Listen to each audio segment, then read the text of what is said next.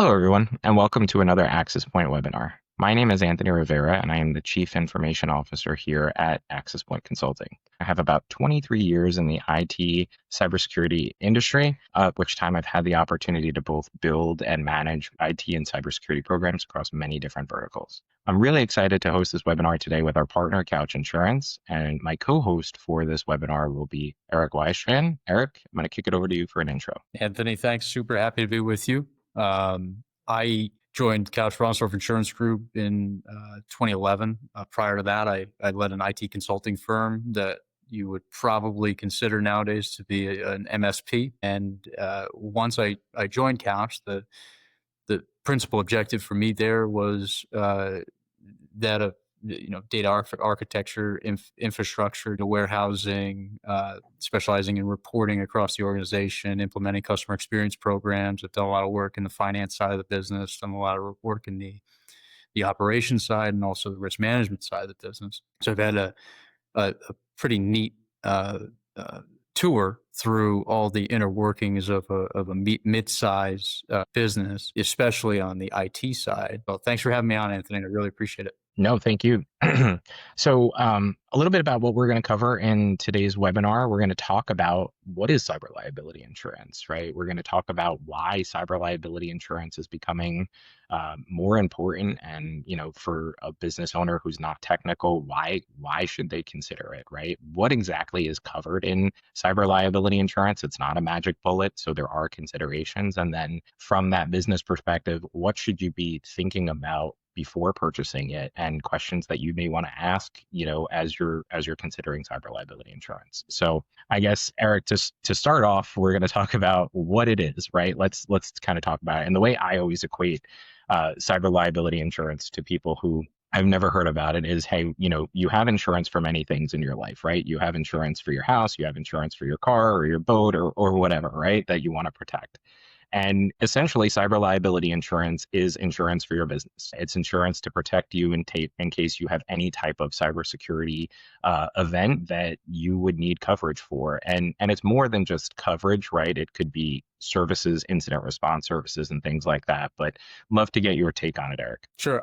Frankly, I couldn't have said it better myself. When I talk to business owners, I usually break cyber liability insurance down into two buckets. One is first party and the other is third party. So businesses have their own data and care and custody and control of other folks' data, their PII, their PHI, their financial related information as well. And so there's the two main buckets are first party. So if I get my systems breached and I have a business interruption issue, or I have to restore data and I incur expense to do that, or if I have to pay ransom, that's first party coverage. Third party coverage is when I have a data compromise of somebody else's data, and because of various state regulations, I am driven to then indemnify them against losses that they may incur. And so that's where you get into providing credit monitoring post breach. And even if your systems are compromised, then to compromise other third party systems, you have some exposure there, right? And generally speaking, cyber liability insurance was a very discretionary coverage 10 years ago. It was rare that you found small and medium-sized businesses embracing it. Number one, because the market really didn't meet them. It was very it was priced in a certain way. It was underwritten in a certain way where it wasn't accessible. It was very confusing for brokers to communicate the features and benefits of it because it was a very new coverage. Now there's been some coalescence among insurance carriers to get coverage wording on the same page. Although, if you take 20 different insurance carrier policies and try to compare them, it's a bit of word soup trying to pick out the different types of terminology and coverages and endorsements and exclusions that they all have that are distinct to them. Right. What's really neat is the cyber liability marketplace really starts to mesh into what Anthony and his team do in terms of the cyber risk controls that they implement at your business. right? And so it's one of those things where you can't have one without the other. Mhm. If you buy an insurance policy for let's say you own a Dunkin' Donuts, right? And you have a distinct location where people come, and you have uh, sort of a duty to clean your sidewalks when it snows or ices, and you don't do that, you have an increased liability exposure, and your carrier might get really upset that you're not taking the proper control, you're not implementing the proper controls to make sure people don't slip and fall. Right. Right. It's sort of analogous to cyber liability insurance, where it's rated not only based upon your revenue, but on your set of controls that you have implemented, right? Yeah. So if in 2025 you don't have multi-factor authentication, or you don't have some sort of next-gen antivirus tool, the carriers are really not going to give you that preferred rate. So this is where controls become very important. But we'll get into that a little bit more later. Yeah, no, I think that's a great point, Eric. It's really cyber hygiene, and as we kind of get into talking about what are the considerations, what do I need to think about,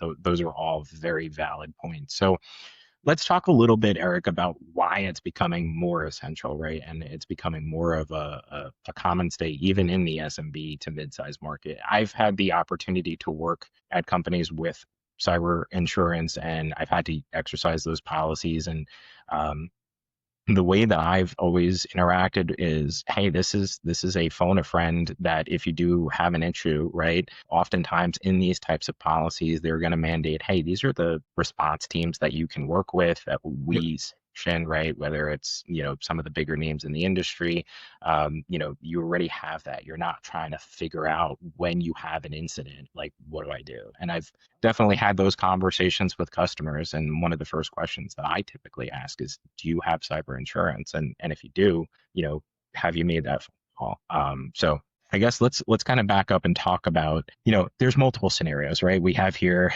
ransomware, business email compromise, unencrypted laptop. All of these things are issues that happen every day, right, to companies. And each one of these carries its own different set of concerns, right? And from a regulatory perspective, if you're talking about, hey, I've lost PHI, PII, things like that, there's different reporting circumstances depending on the industry that you're in. So to me, one of the biggest things is, what industry am I operating in, right?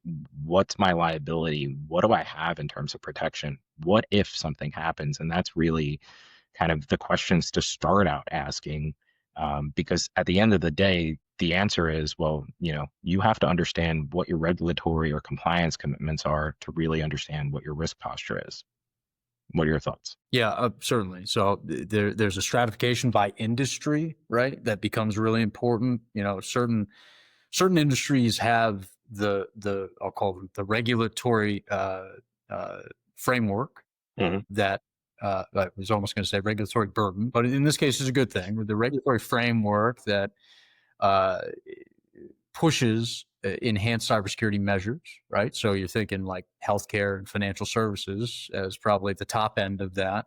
Hmm. Incidentally, the legal services industry, law firms, don't really have a framework, although they have some ethical regulations that they must meet from the bar association Hmm. with regards to protecting client data. They don't have as stringent a set of regulations to follow as individual law firms, so they tend to be on the lower end of information security controls, right? Yeah.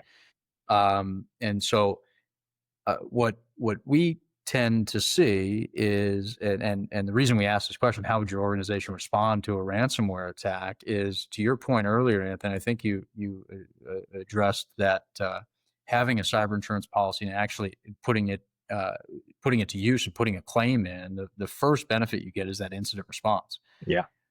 So business owners, entrepreneurs are really good at uh, running their operations and building relationships. They tend to not be very good at IT and security and systems and processes, right? They tend to be really good at relationships and really good at managing people, and not really good at the critical details of IT infrastructure. So they may have MSP that they outsource their IT support to. They may have the guy across the hall in another office. They may have the son-in-law that comes in and plugs in machines and sets things up.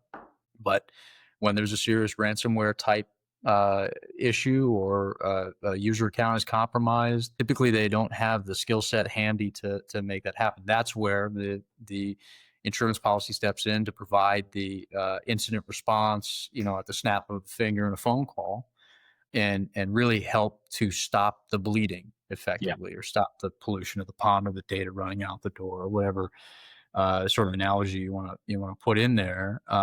So in scenario one, incident response absolutely critical. First party coverage that we're going to talk about for ransom payment. Um, when I spend a lot of time. Do you spend time on Reddit, Anthony? Yeah, absolutely. Yeah. So like in the sysadmin Reddit, we there's a great community of really smart people out there. Hmm. Uh, and whenever the topic of cyber liability insurance comes up, there's always a contingent of people saying cyber liability insurance is a scam, right? Sure. And the policies are written in such a way as to not pay claims. Frankly, those are largely folks that haven't had to, like you have, had to hit the button to say, I need incident response, Exactly. and I've got a claim, and I need Charles River Associates to get in here and help me through the process. Hmm. Those folks kind of haven't experienced it, so they don't realize the capabilities and the power that come from that insurance contract, Sure. and what it brings to the organization when something Was wrong. nefarious or bad goes wrong, right? Yeah. The challenge is that, and we're going to see this in a future slide, where the vulnerabilities are really starting to accelerate. The exploitation of those vulnerabilities is becoming highly automated. Threat actors are using large language models to perpetuate phishing, spear phishing, and even to write code that is novel to create new types of viruses and entry points and Right. exploitation of known vulnerabilities, and creation of zero-day Mm. vulnerability exploits. The joke there is, if you're a threat actor based in Belarus and you're not using ChatGPT to perpetuate your crimes, you're probably falling behind and you're not doing your job. Exactly. And in the threat actors that we would normally think of, and you're gonna laugh at this one, Anthony, that we would normally think of 20 years ago, sitting in their mom's basement with a ton of Mountain Dew, uh, and being kind of like lone wolves. That's not really the case anymore. These are organized threat actors, right? They're coalitions of very smart people. They have layers of management, right? Hmm. These guys have even bifurcated their responsibilities, in that there are some access brokers that find holes in systems and then sell off the access rights, quote unquote, to ransomware groups that would then have a more specialized skill set to come in and hold the business hostage, right? Yeah. Yeah. And uh, the third scenario is a mistake, right? It's I was on the train and I was working on my laptop, and my mind blanked a little bit when I went to get off the train, and I forgot my bag, right? Yeah. And there's controls for that, right? But this is why the cyber liability application is written in such a way to ask the question of, are all your devices enrolled in some sort of mobile device management and protected by encryption, Yeah. right? Absolutely. And it seems like an innocuous question, but if you say yes and it's not, the carrier has the capability to say that you weren't holding your end of the bargain in terms of the controls that you attested to, right? Yeah. If you say no and they still write the insurance policy for you, that's sort of okay. But if you fib on the application, that's not okay, Sure. right? Yeah. Yeah, no, that's a great point. I would say too, Eric, from my experience with this, and again, having been in a number of different scenarios where you've had incidents, because they happen, right? And it's you can have all of the controls and try and do everything right, but there's the human element of security. Like the, Mm-hmm. hey, I messed up, I clicked something, I knew.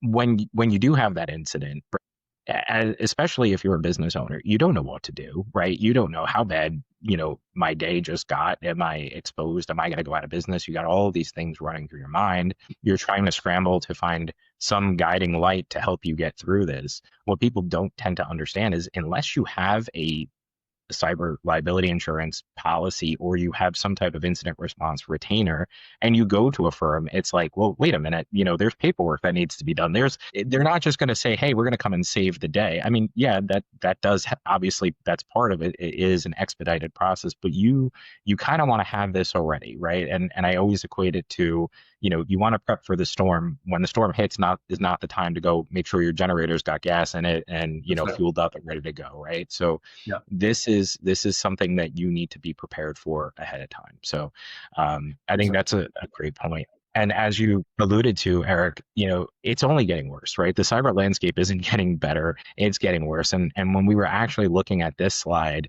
I was astounded. I mean, just the bell curve within the past 15 years. If you look at it from 2010 to 2024, it's almost 10 times the amount of vulnerability that you know has increased, and that's just staggering because it's you said it, we're relying more on AI, we're doing more coding with AI, both good and bad, right? Nefarious actors Mhm. are using it too, but there's just so much more technology around us, and every piece of it has vulnerabilities. It's all written in code, so it has exposure, so the risk is only elevated basically. Right. And these are the CVEs that we know about, right? Hmm. And documented, right? And this always has been an understated picture of what's happening, right? I think we could probably argue that the numbers in each of these distinct years are, if you include the undisclosed vulnerabilities, the undocumented vulnerabilities, they're probably 3 times what they are in each year, right? And obviously, this is a wag, a wild guess. But we know that what we see in terms of documented vulnerabilities and CVEs is growing like a hockey stick. Like, Yeah. Anthony, if I was an entrepreneur and I was showing you my business plan, right, and Mhm. this would be the growth in revenue. It looks like a Yeah. hockey stick, right? It's like Yeah, exactly. every entrepreneur's presentation when they're Yeah. looking, right? Exactly. The terrifying part of this is it it creates exposure for small firms that are underprepared to begin with, right? Yeah. Number one exposure from an IT perspective, if you're a small firm, is the person in charge of your IT, right? Because Mhm. typically what happens is you have someone that's been there the longest amount of time with the firm and they were the best with technology that you had. So they're the person in charge of IT. They've Yep. never had any outside competition. They've Yep. always had this compression on their IT budget because they realize that the more money they ask for in the budget, the less money they ask for in comp, right? Mhm. And so they realize that relationship. And the challenge is that if that person goes away, if that person God forbid, gets hit by a bus, finds a different job, whatever it may be, there's an organizational risk there, Yeah. right? So when we think about enterprise risk management, part of it is making sure you have some redundancy. So if you have an in-house IT person, you better have an outside MSP backing them up in a co-managed Right. situation. Mhm. Right. That way, if you have some trouble with the MSP, you can fire them pretty easily. If you have some trouble with the inside person, Right. the MSP can back up and make sure at the very minimum the documentation is there. And that's just part of the person risk. That's not really covered under a cyber insurance policy. Right. There's other ways to hedge that. But so when we think about the growth in CVEs, the question you have to ask yourself is: does my in-house IT person have the the Bandwidth. capability to respond, right? The bandwidth, in addition to the capabilities, they may be the smartest person in the world, but just not be able to sustain Yeah. 25 hours a day for 2 months trying to respond to one of these things. So it's really nice to be able to call the incident response hotline, get a pro on the line within an hour, and get the incident response process happening with pros that do this day in and day out. Yep. Absolutely. Going into the next slide, Eric, the so what of all of this is a staggering fact, right? I mean, when you showed me this fact, I was like, wait, that's that high, I and think I you thought I might have made it up, Anthony. yeah, exactly. Right. I mean, So here, this actually comes out of a Verizon small business study. Mhm. where Verizon actually has some interesting optics on small businesses because they provide their bandwidth and internet, right? Mhm. And they know when customers stop paying. And they do some deep dives on why that happened. And they found out that there was this very interesting statistic that 60% of small businesses impacted by a cyber breach closed within 6 months. So, from Verizon's perspective, it's helpful to their revenue retention if they help protect their clients. And we realize obviously the same thing Mhm. because all we think about is risk, right? But Mhm. what this is telling us is uh, when we think about risk, we think about the total cost of risk, and it comes in three buckets. The first bucket is the insurance premiums that you pay, so the cost of cyber liability insurance. If you're a firm Mhm. of, let's say, $5 million in revenue, that might be between ten and $20,000 for certain limits of cyber liability insurance. So that's one bucket. The next bucket is retained losses, and this is the really scary part. This is the cost of data breach and data breach related losses that are not covered by insurance. So if you, for instance, didn't spend any money on cyber liability insurance, you have a lot of retained losses because you pay Mhm. those losses directly out of pocket, and there's no insurance coverage for them. Mhm. If you have excellent cyber liability insurance coverage, your retained losses are much lower because they're Right. covered by the insurance policy. And then you have the third bucket, which is the world that you live in, Anthony, right? Mhm. Which is risk control costs. It's the investment related to implementing and maintaining cybersecurity measures, right? Um, Anthony not only is the best looking guy at Access Point, he's also the best sales producer on the team, right? Even though he probably reject me saying that. But the point of this is when we look at enterprise risk management, we don't focus on just the cost of insurance. We don't focus on just the loss control, the risk control costs, but we also focus on this mysterious third bucket, which is estimating the cost if a highly likely type of data breach or ransom event might impact the business. So the Mhm. question is, do they have the appropriate insurance coverage? And if we go to the next slide, Sure. this is a nice way to visualize this in a grid. So on the left hand side, we have the three buckets: the insurance premiums, the retained losses, and the risk control costs. But across the top in the columns, we have a worst case, ideal case, and typical case. And what you see in red here in that first column is the worst case: no cyber insurance coverage at all, and minimal cybersecurity controls. Mhm. So when you have no cyber liability insurance, there's nobody there to answer the phone when you have data breach. There's also no contract that is the insurance carrier's promise to pay because you haven't enacted a cyber liability insurance policy. So any loss that you sustain is all on you, right? Yeah. And in this example, this relatively extreme example, you've spent almost no money on cyber risk control costs. So you don't have two-factor authentication implemented. You don't have a next-gen antivirus tool or uh, uh, some sort of like Sentinel-1 or CrowdStrike, something like that. You Mhm. certainly have not spent any money or time to implement application whitelisting or software restricted policies. You certainly haven't focused on mobile device management or encryption or staff and user training. Basic security hygiene, right? So Like if the you basics. don't check any of those boxes and don't focus on it, the impact and the total cost of risk ends up being about $705,000 in this example because you've had a claim that's just not covered by insurance, and you've kind of left the back door of your house wide open, so people just Right. come and go as they please and take your stuff, right? And the typical case we run into is small, mid-sized businesses. In this particular case, we're talking about a really small business where the insurance premium for cyber liability might be $3,000, and that provides $1 million in coverage, Mhm. right? You have a situation where the risk control costs, you've done somewhat of an okay job doing some basics, right? But you haven't really had a comprehensive approach. You haven't worked with somebody like Anthony at Mhm. Access to do an audit. You haven't tried to implement a framework, right? So you're Right. kind of just betting on that you think you have good enough, right?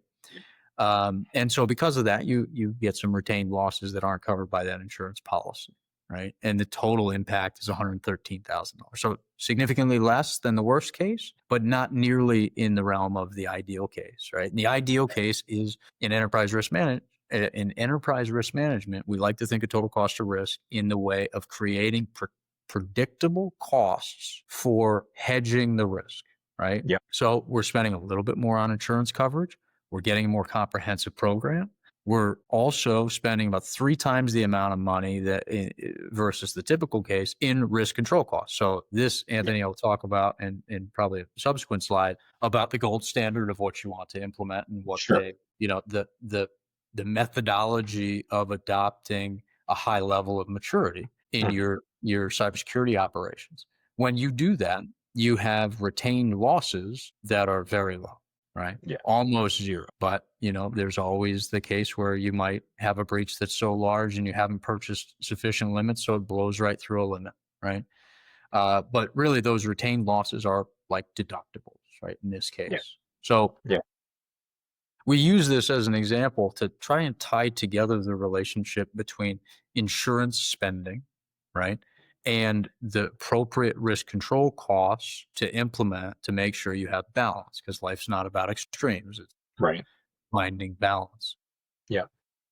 In this case, looking at it like a business owner, looking at it like a CFO, I'm thinking, how do I reduce my exposure for the most cost efficient approach, or Yeah. using the most cost efficient approach?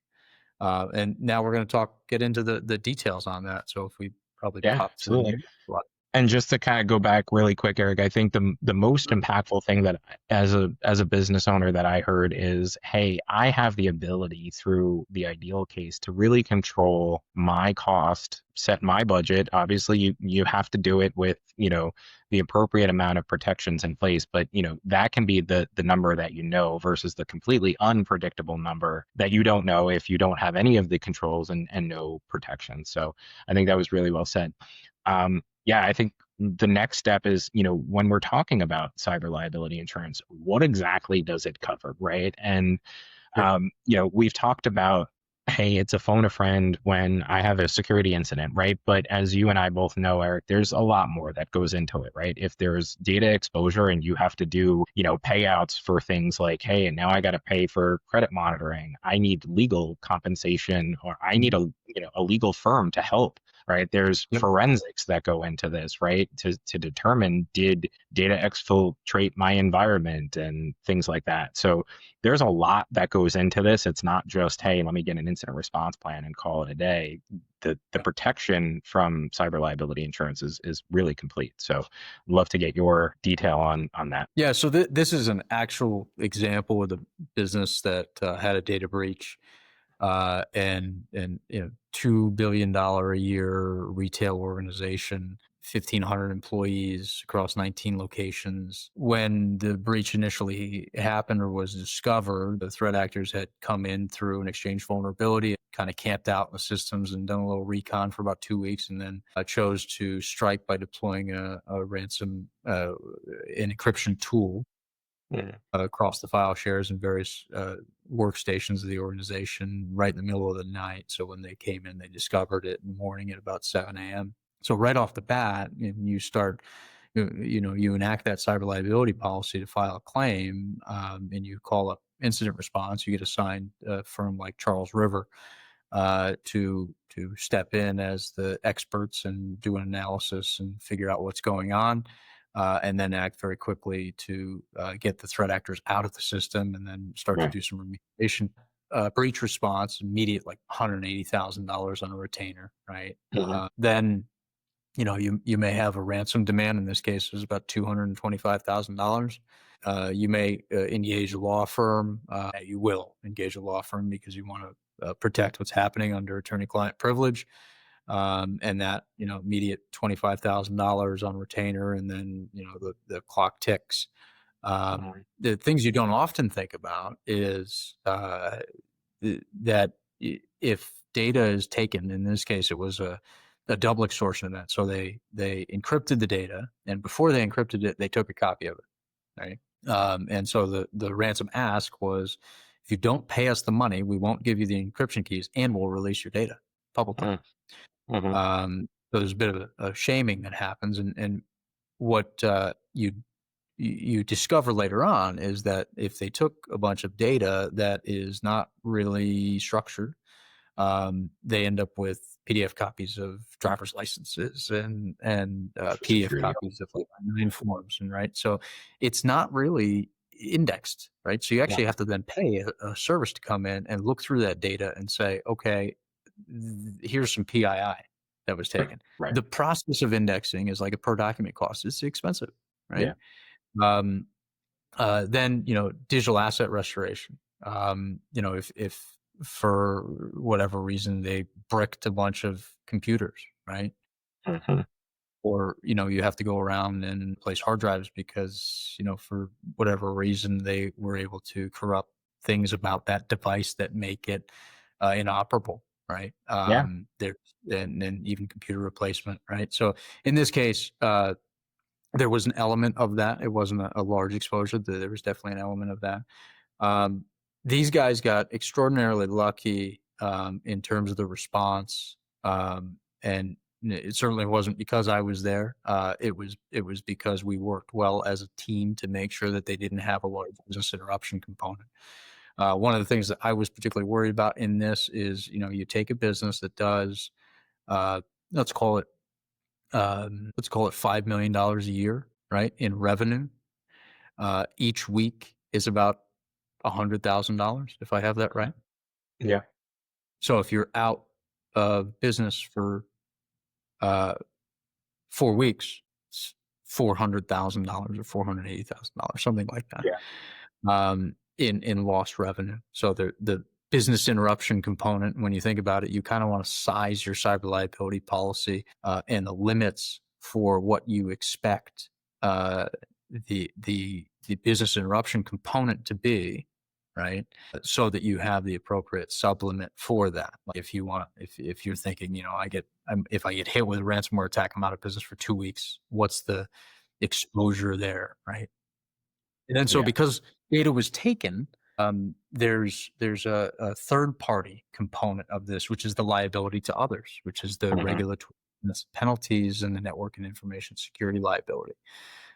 This is where you get into, if you have customers in New York, you're subject to one set of rules and guidelines. If you have customers in Hmm. California, you're subject to another, right? And the states really haven't coalesced on what those rules are. So each jurisdiction has their own little approach to it. And navigating it is made double or triple as expensive as it should be, because you Yeah. have to have the appropriate law firm interpret the rules and how you're meant to respond. So this is an example of a very uh, something that I responded to and have seen it inside and out, and happy to walk through it further and answer questions maybe at a later time. But this just is a flavor for how cyber liability Realistic insurance it could be, right? coverage really responds, right? Because those folks in the Reddit threads, when they're like, nah, cyber liability is not going to step in and provide, because their viewpoint is they build the policies in order to not respond. That's just not Right. accurate. um, they are regulated, right, by each individual insurance department, right? And if they were writing policies in a way to not pay claims, they pay enormous fines for that. Yeah, no, and I'm with you, Eric, and I think again, there's some aspect of if you haven't been through it before, you don't know until you've been in it, and by then it's too late, right? And this is a very realistic scenario, right? There's time spent because at the end of the day, if you have been breached and maybe they did get, how do you trust the equipment, right? How do you trust the data? You're already kind of going, well, they were in, I don't know how long they were in.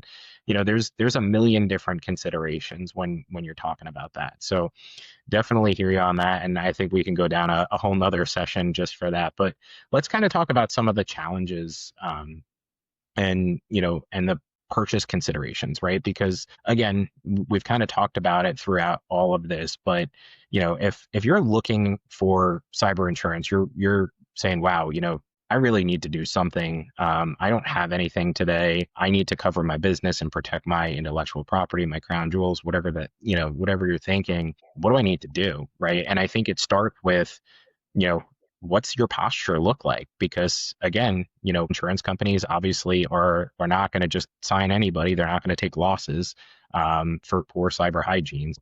Let's talk about some of the factors that you guys are looking for in a company when you're assessing it for a premium. Yeah, and the you'll see something at the upper left-hand corner there, and there's a reason it's the first thing there, right? Which is MFA, Hmm. multi-factor authentication, two-factor authentication, whatever sort of approach you have there. But the idea is that MFA makes up for a lot of bad sins, right? Hmm. It's not a cure-all, right? Sure. But if you can demonstrate that you've activated multi-factor authentication on virtually every area of your infrastructure that would allow for it, right? And the key areas there are access to email, access to core systems, VPN access, RDP Hmm. access, right? Like if you're a business owner and you're connecting to your machine from home through a firewall and you're just doing regular RDP and there's no remote desktop gateway and there's no Duo challenge or there's no multi-factor authentication approach to it, you have a massive exposure there.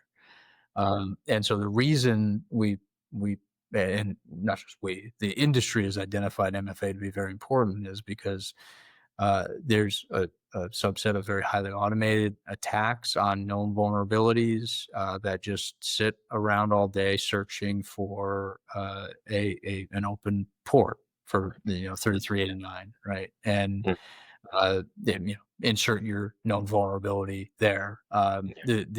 So MFA is something that all the insurance carriers are asking. It's the first question on the application from an underwriting perspective. The second question usually is something around secure backups. So do you follow the 321 Hmm. approach to backups, right?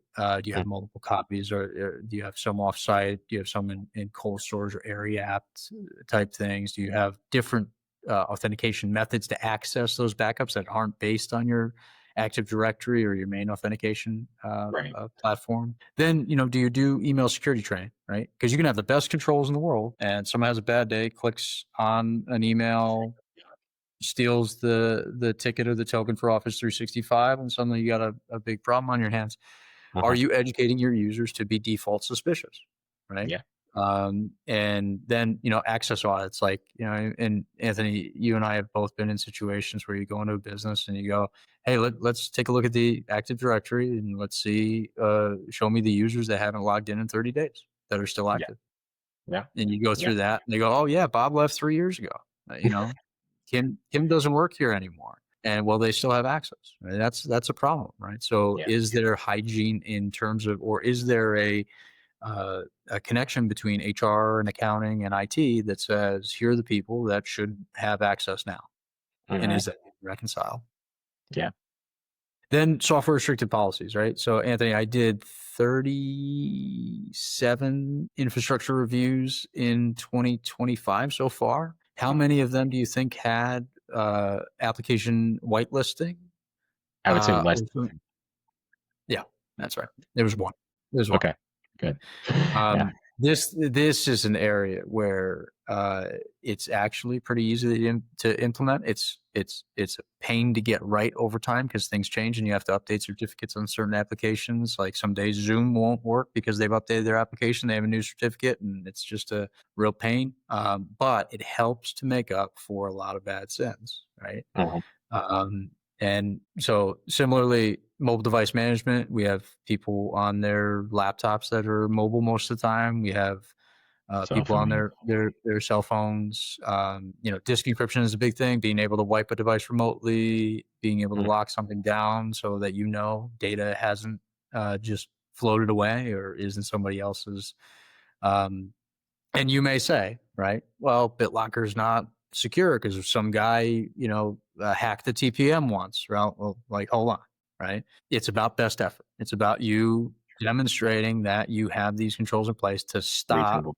95 or 99% of Right. the typical things that would happen, Right. right? It's not about perfection. It's about Right. taking and implementing appropriate control. And then, some of the newer stuff, which is really neat, is implementing EDR and having either a Huntress or a CrowdStrike or SentinelOne. Hmm. This is an old slide. I can't believe Carbon Black is still on there. We're just going to move on. Um, uh, and then, so I'm going to touch on patching just for a second. So I have a note in here that says critical patches should be applied within 48 hours. We all know that that's an absolutely crazy thing. Hmm. Because we're all on the sysadmin Reddits. We're seeing like Microsoft release a patch on Tuesday, and then people start to lay it in. We watch the user community do it slowly, and then we see if there's ramifications so that we don't absolutely kill our businesses by deploying that printer patch that Microsoft had in the middle of COVID that would blue screen machines, right? Mhm. The point here is certain insurance carriers have uh, uh, coverage triggers that if you don't apply patches within a reasonable period of time, usually that's 45 days, Mhm. they'll start to decline the coverage that they afford to you. So if you have a sonic wall that is 5 generations old, and that's a bit of an exaggeration, 2 generations old, and you haven't had updates on it for 2 years, there's a very real possibility that the insurance carrier is going to limit the coverage that they provide to you because you effectively have an edge device that has open CVEs Yeah. and you're not patching for them, right? Yeah. And so it's really important to keep your patching up to date. And then the last one is data loss prevention, right? Having some sort of method to track or see where the flow of data is going and be able to stop it. Like you wouldn't want in a very large organization to allow your users a limited access to Google Drive if you don't even use Google Drive, right? You don't want them to log into their personal email on a corporate device, right? Because you may have a disaffected person, an internal bad actor that takes that opportunity and maybe isn't somebody that's doing it intentionally. Maybe it's an unintentional, like Yeah. I've attached the wrong thing to an email, and suddenly a internal HR list goes out to the wrong party, right? Yeah. You want to be able to have some sort of method to check that. But, Anthony, that's the insurance perspective on this. I'm very curious about the hardcore IT guy, right? I wish I Yeah. was one. I'm recovering IT. You gotta make up for my lack of focus in that particular area. But what do you see here that's missing? Or what do you Well, see here? yeah, one of the biggest things, Eric, that gets me all the time is asset inventory, right? You can't protect what you don't know, right? Yeah. And we can talk about deploying MFA, we could talk about, device management, we could talk about patching, EDR. If you don't have an asset inventory of, hey, what do I have out there? How do you know how to protect it? How do you know, how are you matching up? Hey, yeah, BitLocker's 100%, right? I mean, the other slide that we talked about earlier where, oh, somebody's laptop wasn't encrypted. I'm willing to bet that there's a couple of people, who are going to listen to this podcast or webinar who have said, man, that's happened to me. Like there's always one machine that it's like, well, what happened? Why did that happen?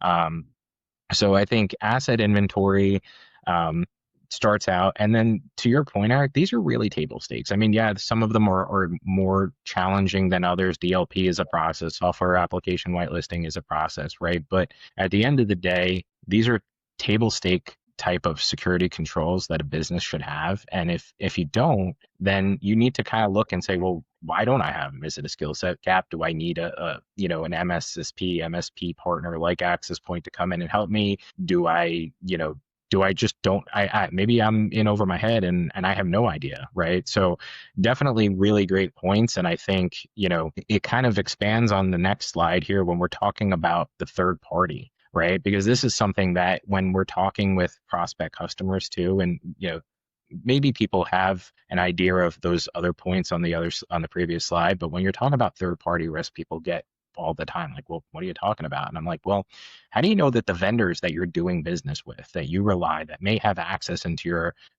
systems through for HVAC control or other transmission purposes, how do you know that they're secure, right? And we've Oh, seen in the headlines many people get had because their vendor of choice wasn't up to par. well, think about, to add to that, the little really scary layer in that example that I brought up before with the $2 million breach Hmm. cost. The IT director of that organization needed some help about 6 months before that with migrating from an old version to Exchange to a new version of Exchange. And they elected to find some help on Fiverr.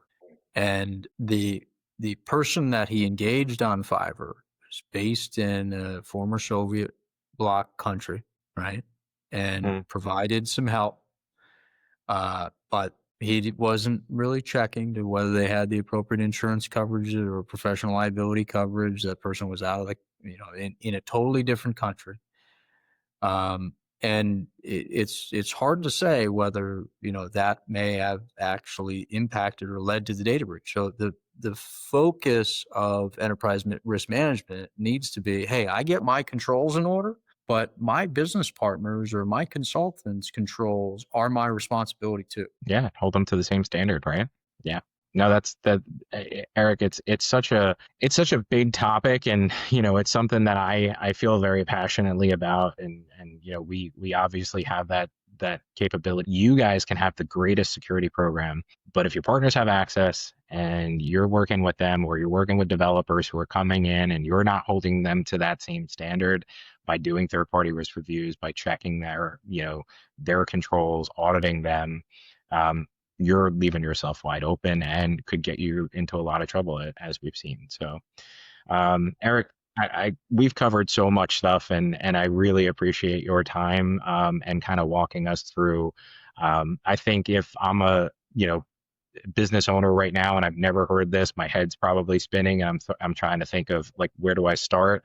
But any words of final thoughts here that you want to kind of cover that we haven't talked about? First of all, thanks for having me Of course. chat with you. And you and I chat, not in recorded webinars, and are of like mind on cybersecurity, because it's part of life, right? For us, Hmm.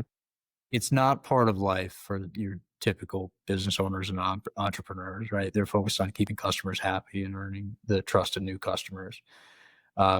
It's really important, in order to protect that trust and reputation, that if something were to happen, you're not putting your entire business at risk. You're not putting your customers at risk. You have some financial backing behind you from an insurance carrier to do that. Your customers really, as if you're an entrepreneur, your customers want to know that you're protecting their data, right? Data security, I view, is going to become a competitive advantage, right? It's already approaching that, right? So, your bigger customers, say if you're doing some work with Verizon or AT&T and you're a subcontractor, they're going to require that you have cyber liability.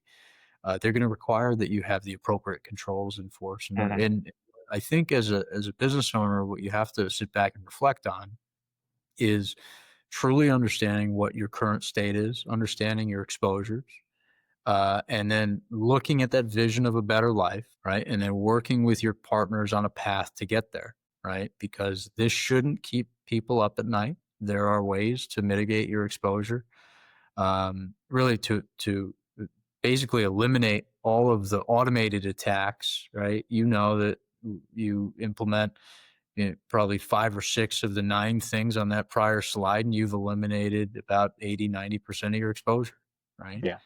And then you have insurance coverage for the remaining portion of it.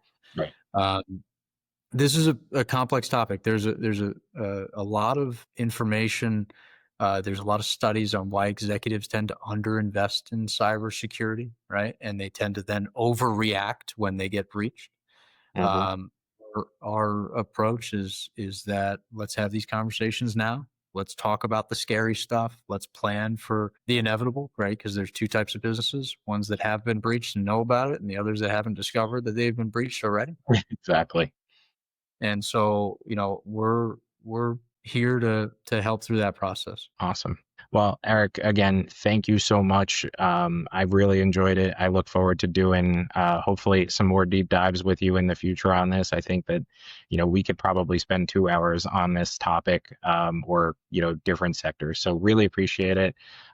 If you want to learn more about anything that we talked about today, if you want to have further conversation, feel free to reach out to Eric at Couch, or if you want to talk to us here at Access Point, we're happy to. And we thank you for taking the time to be with us today. Thank you. Thanks so much.